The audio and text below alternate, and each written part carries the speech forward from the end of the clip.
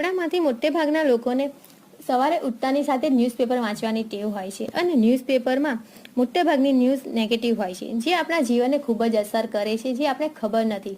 કારણ કે આપણે સવારમાં જ એ ન્યૂઝ વાંચીને દુઃખ, ચિંતા, ડર એવી ફિલિંગ્સનો અનુભવ કરીએ છીએ અને આપણે પાછી એ જ ન્યૂઝ બીજા સાથે ચર્ચા કરીએ છીએ. એટલે વારંવાર આપણી ફિલિંગ્સ આપણે લો થાય છે, આપણા વાઇબ્રેશન લો થાય છે અને આપણું જીવન અજાણતામાં જ મુશ્કેલભર્યું બને છે.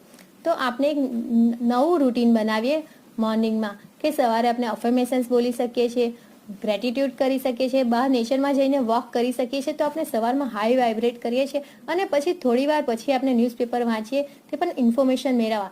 ન્યૂઝપેપર વાંચતા આપણી ફિલિંગ્સને, આપણા વાઇબ્રેશનને આપણે કંટ્રોલ કરી શકીએ છીએ, જેનાથી આપણા જીવન પર કંટ્રોલ આવે છે.